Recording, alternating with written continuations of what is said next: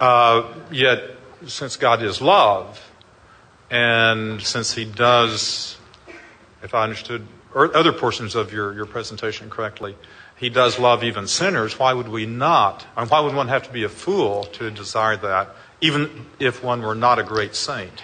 Because love is not spelled L-U-V. It's spelled capital L-O-V-E.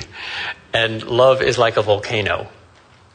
The love of God makes God more formidable, not less.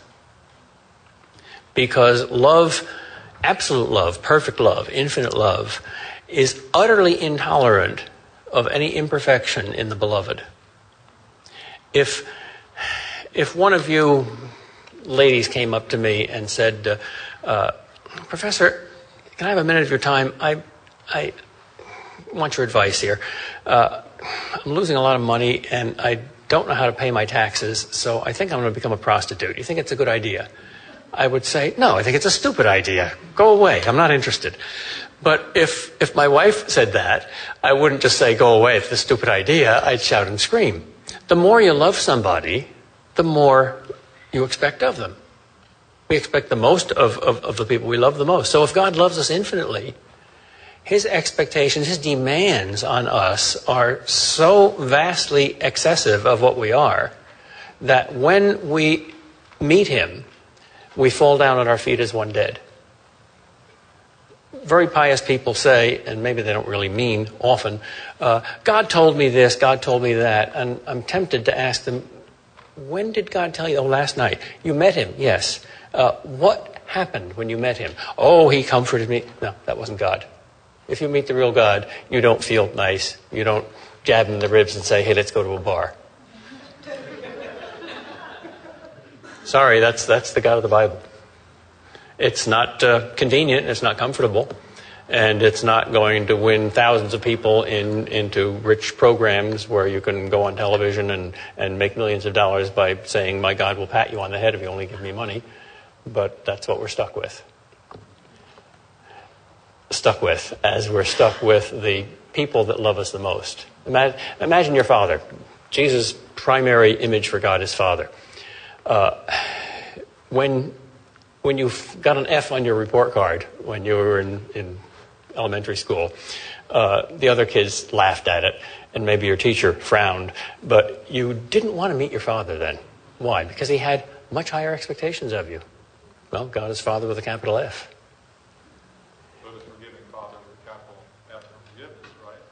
Yes, absolute love and absolute forgiveness. And the worst thing about us is the pride with which we don't accept that forgiveness. Because in order to accept forgiveness, you have to admit that you're a sinner.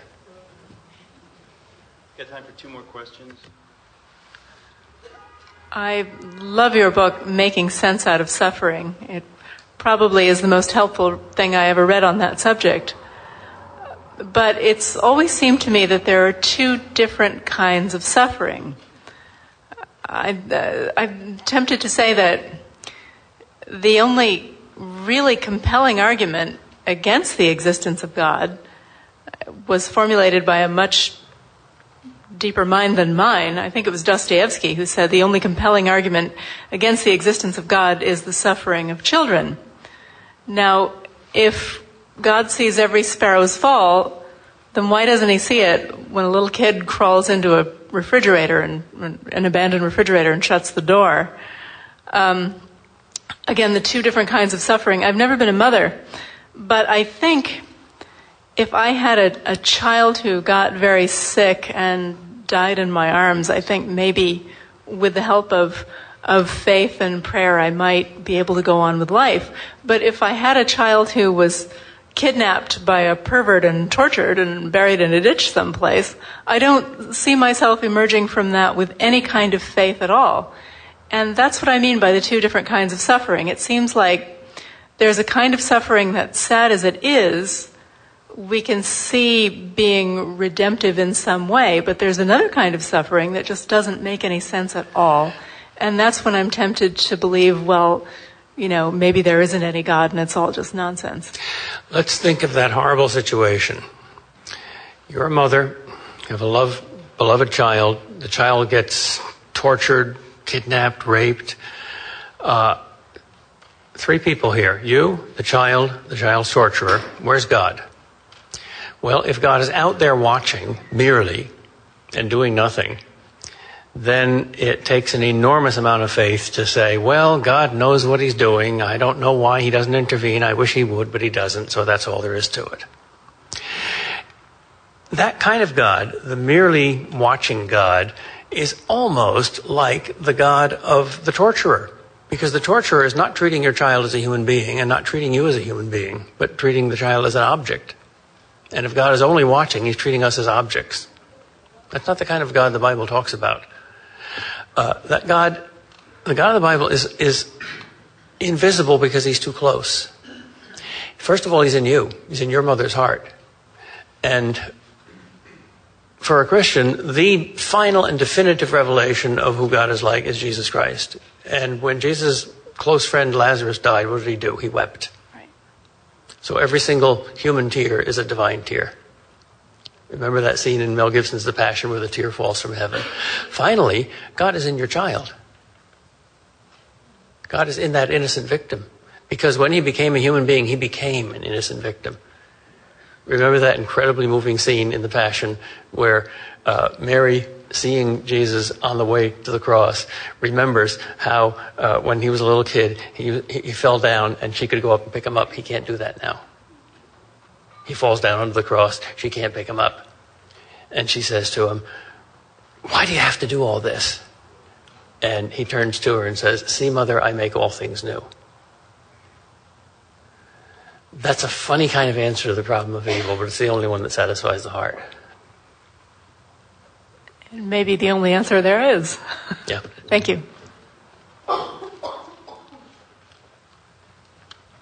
Last question. Your representation of Bertrand Russell was the best I've ever heard. Quite. I knew Malachi Martin very well, the Jesuit priest, one of your greatest authors. And it was he who taught me, and I've since discovered that this is corroborated abundantly, that the only name to which evil spirit responds in exorcism is that of Jesus Christ. Mm-hmm. Is not that a perfect confirmation of the existence of God?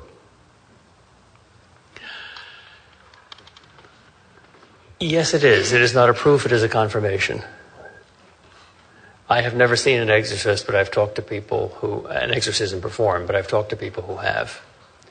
And the movie, the 40-year-old movie, The Exorcist, which caused an incredible commotion, some of it very deep and religious, as was caused by no other movie. I think The Exorcist and The Passion are probably the two movies that have discombobulated human hearts the most.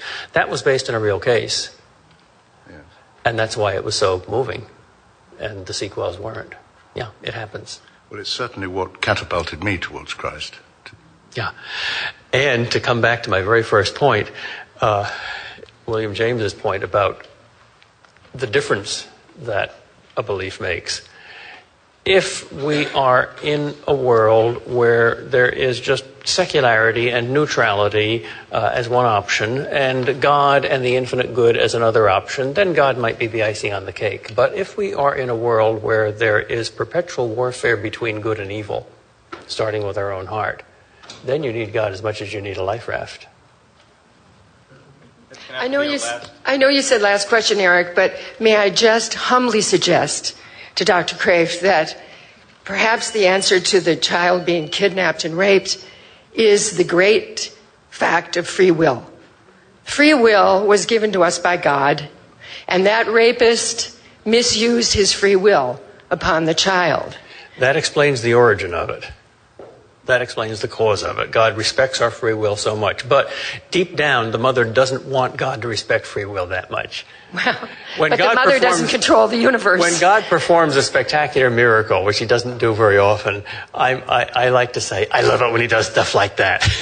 Why doesn't he do it more often? Well, right. His love respects our freedom so amazingly that we don't like it. So that's half the answer. The other half is not just what he didn't do, namely turn us into robots, and perform frontal lobotomies before people got bad thoughts. But what he did do, see the movie or read the book.